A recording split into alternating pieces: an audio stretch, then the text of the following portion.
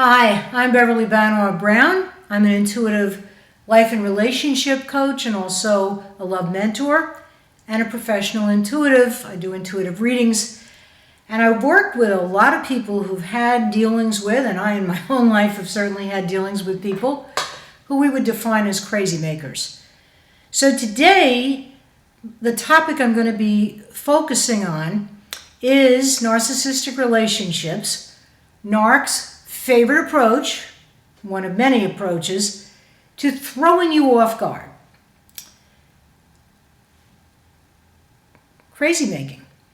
So what is a crazy maker? What is crazy making behavior? And most important, I'm going to include some golden nuggets at the end, which will form an action plan for you, which is immediately usable to deal with people who push you off to the precipice of feeling absolutely bonkers at times, mystified by the lack of logic, the lack of common sense, the lack of consideration for your needs, your wants, your desires, the lack of real sharing and cooperation that would otherwise help you both to co-create wonderful times together. So crazy making, the way I'm defining it, is usually behavior that is evidenced by a lack of valuing your time, your needs, and the needs of others in the service of somebody who seems to feel absolutely entitled to come over whenever they want, to show up late or show up early, which is another way that people sometimes throw you off, not follow through on often very lavish and generous sounding promises, and otherwise violate all the healthy boundaries that make for a good relationship. Let me give you some examples. A crazy making behavior is, for example, somebody knows that you go to sleep relatively early. You don't like to be called after 9 or 9:30 at night unless it's a major emergency. The crazy maker will often call you at 1 o'clock in the morning and say, "Hey, I know you're probably asleep. I hate to wake you, but you know what just happened? So-and-so did such and such, and I'm just feeling all in a turmoil, and I thought there's just nobody else on earth who understands me like you do. So what do you think about all this?"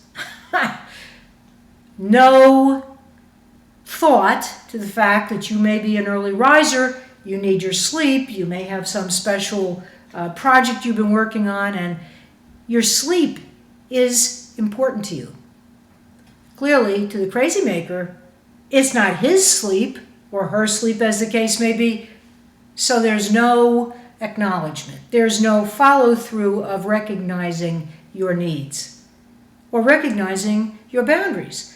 That's just one of many, many examples. Another one, the person who gives you directions or tells you the time of a meeting but is off by an hour or a half hour or off several digits on the address, and you wind up going around endlessly because your crazy maker couldn't be bothered to take the extra moment to check. Another thing crazy makers love to do is, let's say, I'll give you a really good example, one from my own life actually. Someone had offered to take me out for dinner for my birthday a while back. And when the dinner, which was absolutely lovely and delicious in one of my favorite restaurants, was over and the check came, the person said, "Oh my God, I left my credit card and all my money in my wallet in my other car. Bev, what are we going to do?" At which point, not having realized yet that this individual was someone who would do something like this, I said, "Of course, I'll use my credit card." And the person said to me, "Well, I'll come over tomorrow and I'll give you a check, and just give me the receipt and I'll write you out a check tomorrow." No problem, I thought. This individual then proceeded, after we'd had this lovely dinner out with other friends, to never be heard from again, to do what's known as ghosting. Sometimes you find out that somebody is a narcissist a crazy maker, a drama queen, or a drama king, or an energy vampire, only by experience. And yet, once again, when I looked back, I thought, oh my God, there were a few red flags, and I did have the rose-colored glasses on, very short time though, and now I know better. And that is a person who I wish well, I keep in my prayers for healing and happiness, and we're done. We're just done. If I see this person again in a social situation, will I be kind? Will I be polite? Of course. Why wouldn't I be? Do I know that this person now is on my roster of people who I know are crazy makers? You bet. So I didn't take it personally.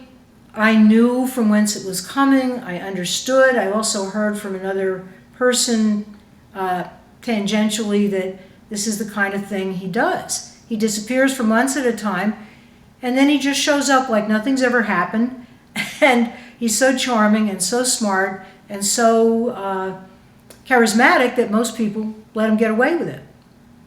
I can assure you I won't, because I know the difference between boundaries and violations and people who lie and people who manipulate, as he did at that dinner table.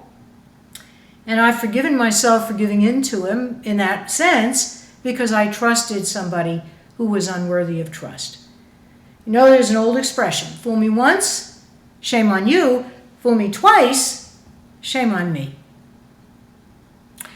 Another example of crazy making. The person who says, oh, come to my house, we'll go together to a festival, a fair, out to dinner, whatever.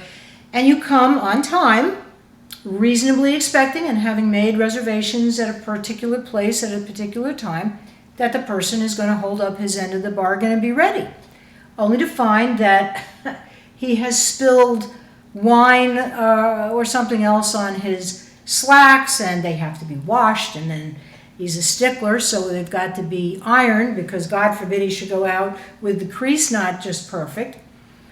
And he's expecting you to sit there and wait, and while you're sitting there and waiting, and you know that you're losing the reservation, and you've got to make the call and see if you can make it later, he informs you there's some other problem going on, and he won't be able to go until much later, or he's lost his taste for Mexican food or Chinese or whatever you had planned, and he introduces another restaurant possibility that's way the other end of wherever you're living, and it goes on from there.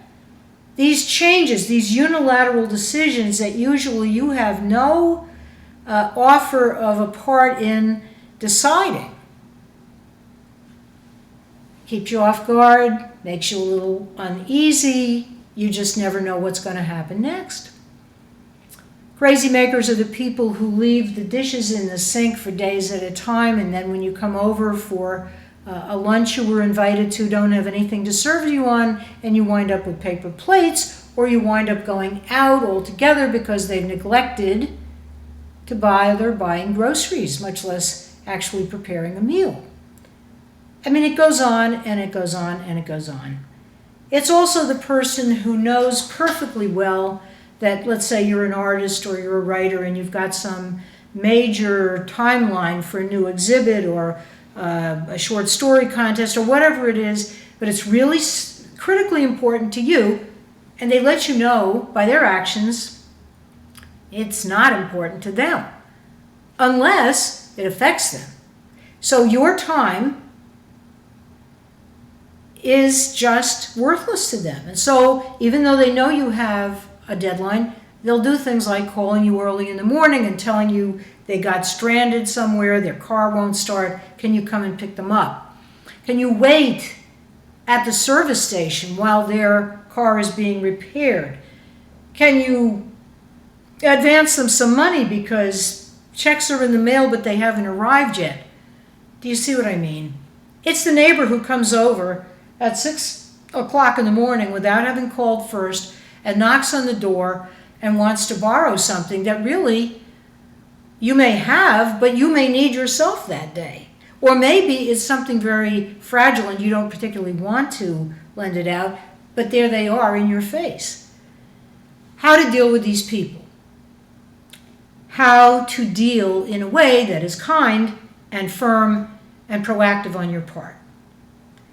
Golden nugget number 1 for today.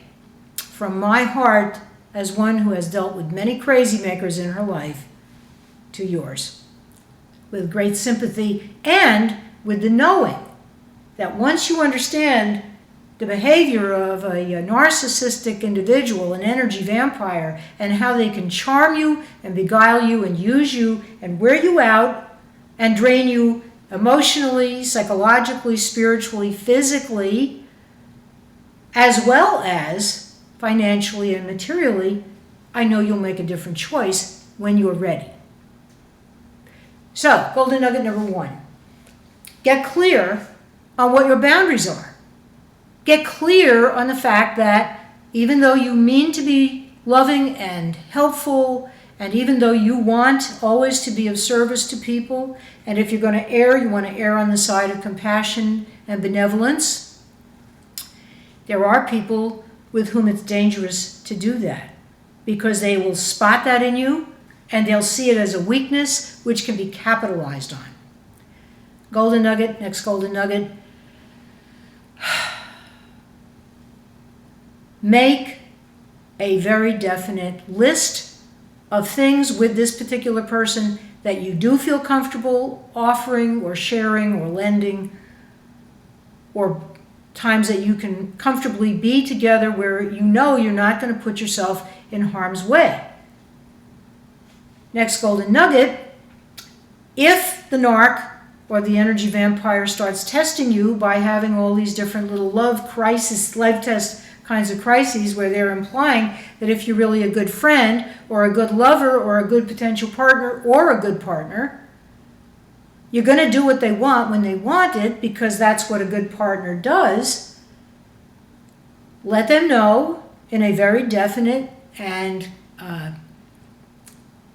firm tone that you do not feel that they have been reasonably giving you enough time or giving you enough say in the matter so that you feel comfortable doing this, whatever this might be. Next golden nugget, be prepared to walk away. Because one of the things a crazy maker does is they will turn around and blame you, taking no responsibility whatsoever for the fact that maybe they showed up with no money when they knew you were going to go out, that they haven't repaid the money you've loaned them 5 years ago, and yet they want more, or the fact that they've shown up drunk and wanting to drive you somewhere when you know that that's not okay, etc., etc., etc. Let them know that you're only available for healthy treatment, you're only available for stability in relationship, and that if they cannot comply with that, you really are going to have to reevaluate your part of the relationship. Next golden nugget, get clear on what is it that is allowing you to attract and keep somebody in your close circle of people, in that constellations of friends where you must be the star. What are you gaining from this? Is this distracting you from something else that you really want to be doing, but you're getting in your own way, and your crazy maker is actually serving a purpose by draining your energy that you could be putting into some creative endeavor, other personal relationships, connections to your family, time to meditate, time to pray, time to dance, time to go to the beach, or whatever else it is that you really in your heart know you'd rather be doing.